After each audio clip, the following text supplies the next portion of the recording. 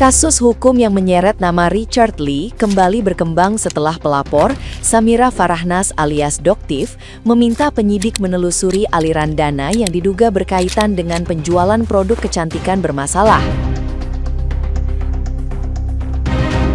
Permintaan tersebut disampaikan setelah proses hukum terhadap Richard Lee memasuki tahap penyidikan. Doktif menyoroti dugaan bahwa sebagian transaksi penjualan produk dilakukan menggunakan rekening milik istri Richard Lee, yakni Reni Effendi. Informasi tersebut disebut berasal dari data transaksi yang ditemukan dalam aktivitas penjualan produk melalui platform perdagangan elektronik. Dalam penjelasannya, Doktif juga menyoroti perubahan penggunaan rekening setelah kasus tersebut mulai diselidiki. Ia menduga rekening yang sebelumnya atas nama pribadi, kemudian dialihkan menjadi rekening perusahaan. Perubahan itu dinilai menimbulkan kecurigaan adanya upaya menyamarkan aliran dana. Karena itu, Doktif mendorong penyidik untuk menelusuri lebih jauh kemungkinan tindak pidana pencucian uang, serta memeriksa pihak-pihak yang terkait dengan pengelolaan transaksi tersebut. Hingga kini, penyidik masih mendalami bukti yang telah diserahkan untuk memastikan fakta hukum dalam kasus tersebut.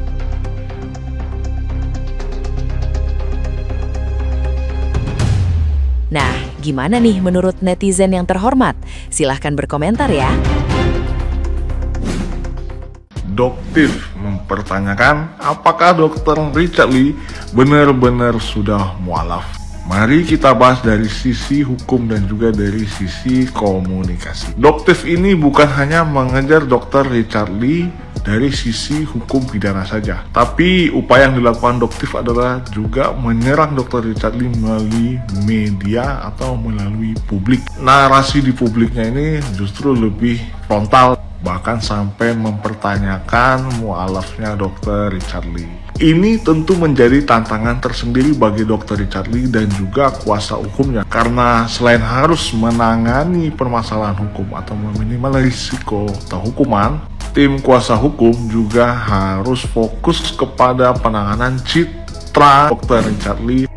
Polisi udah menahan Richard Lee. Sebenarnya ini kasusnya udah lama, tentang pelanggaran di bidang kesehatan dan perlindungan konsumen. Yang dulu viral-viral itu, yang sampai ribut kali itu, masa kalian nggak tahu? Dari kemarin itu sebenarnya udah jadi tersangka dan wajib lapor. Tapi dia malah nggak melapor sampai 2 kali. Terus dia juga nggak datang waktu disuruh pemeriksaan tambahan, malah live jualan kula itu. Dia dijerat dengan pasal 62 ayat 1, Jungto pasal 8 ayat 1, dan atau pasal 9 ayat 1, Undang-Undang Nomor 8 Tahun 1999 tentang perlindungan konsumen dengan ancaman pidana penjara 5 tahun atau denda paling banyak 2 miliar. Dan pasal 435 Jungto pasal 138 ayat 2 Undang-Undang Nomor 17 Tahun 2023 tentang kesehatan dengan ancaman pidana penjara 12 tahun dan atau denda paling banyak 5 miliar. Dia juga udah mengajukan gugatan pra pengadilan tapi ditolak. Kalau dipikir-pikir lama juga ya dia baru ditahan. Semoga lah hukumannya itu sesuai.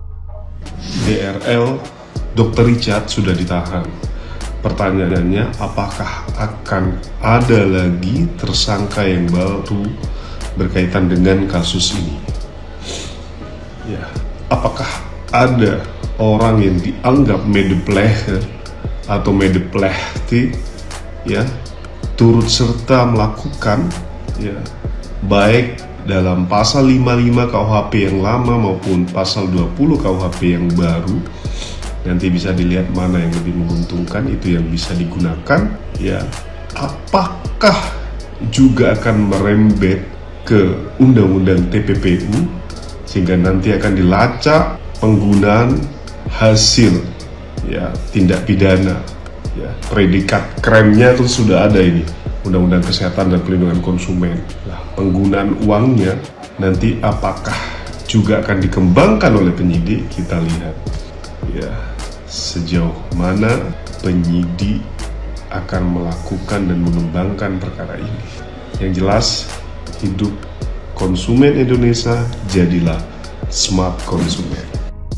Nah, DRL ini ditahan itu karena dia nggak kooperatif. Ya, kalau saya simak dari perkara ini dan penjelasan dari pihak kepolisian bahwa penahanan DRL dikarenakan DRL-nya tidak kooperatif.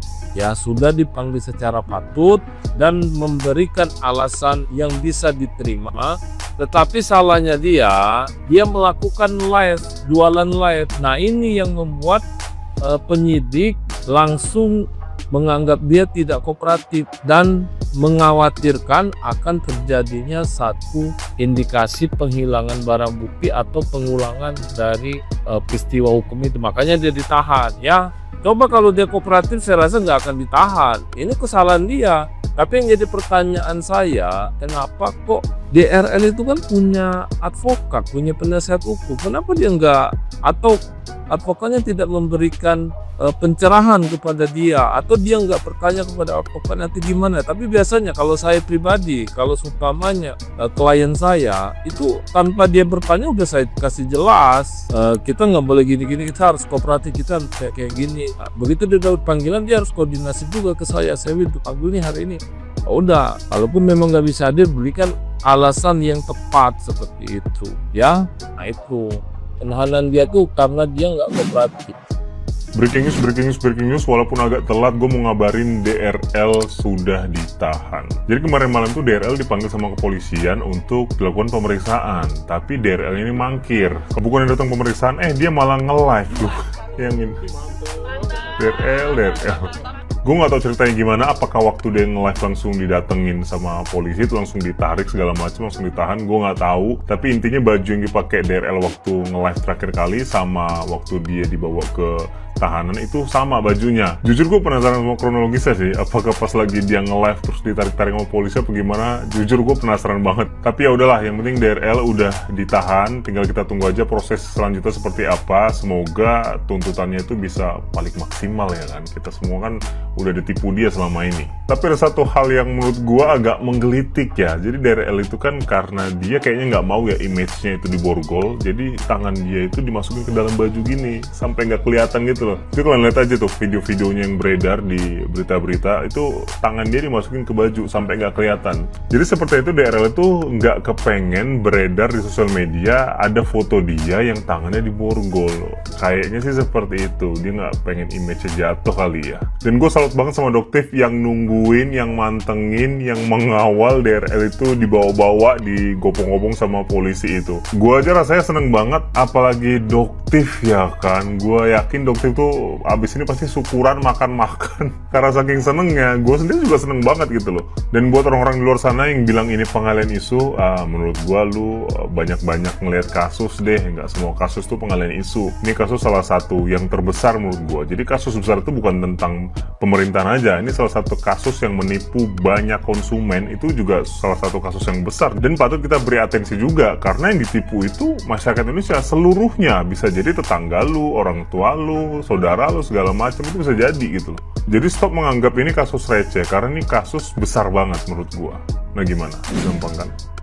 Dalam pandangan saya pribadi, saya kurang cocok, kurang setuju kalau Dr. Richard Lee diborgol gitu loh. Ya, digiring sambil diborgol.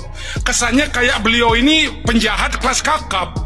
Kesannya kayak pembunuh yang gampang residivis, yang gampang kabur gitu loh. Ditahan aja, tapi jangan diborgol. Saya kurang setuju.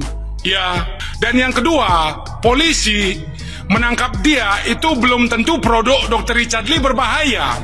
Karena nanti di sidang itu akan ada ahli-ahli produk. Ya, di sidang. Kalau polisi itu bidangnya bukan bahan kimia, beda bidang, beda jurusan. Ya, jadi polisi itu nggak tahu ini mengandung ini, itu mengandung ini, beda jurusan polisi dengan kedokteran. Jadi nanti di sidang baru ada ahli yang membuktikan apakah produk Dr. Richard Lee berbahaya atau tidak gitu loh.